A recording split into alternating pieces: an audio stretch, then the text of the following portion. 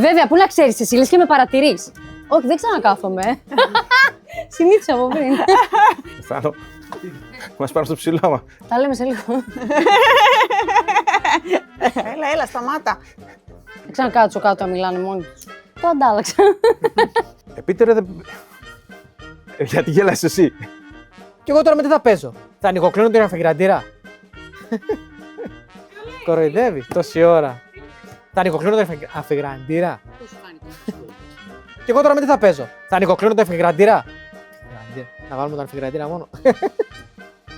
Να πάρω αφιγραντήρα.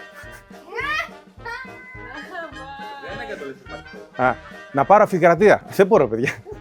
Κάτω πρόβεδα. Θέλεις και εγκινήσει. Να πάρω αφιγραντήρα. Όχι. Να πάρω αφιγραντήρα. Ρε, το είπα σωστά. Και γελάς. Πάνω που το είπα σωστά, γράφω την τρέλα σου. Πάμε. Κώστα, να σου πω λίγο.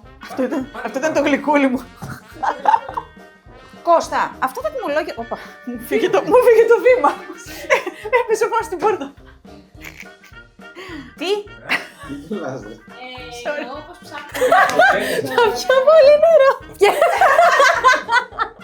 Άρα Από πού βάζει νερό. Από τη βρύση πίνουμε τόση ώρα. Αμά μωρέ Κώστα. Εντάξει, Σάκη μου, σε περιμένω.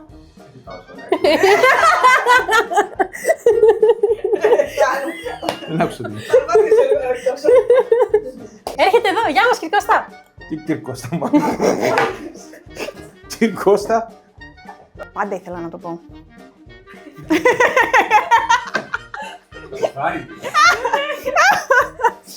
Πάμε λίγο.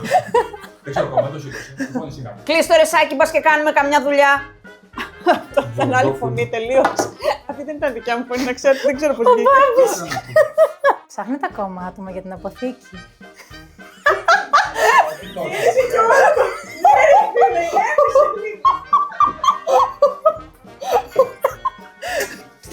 Τι δεν ξέρω. Μόνο 5. Δεν ήταν καλό ρε παιδιά, η μούτσα δεν μου βγαίνει.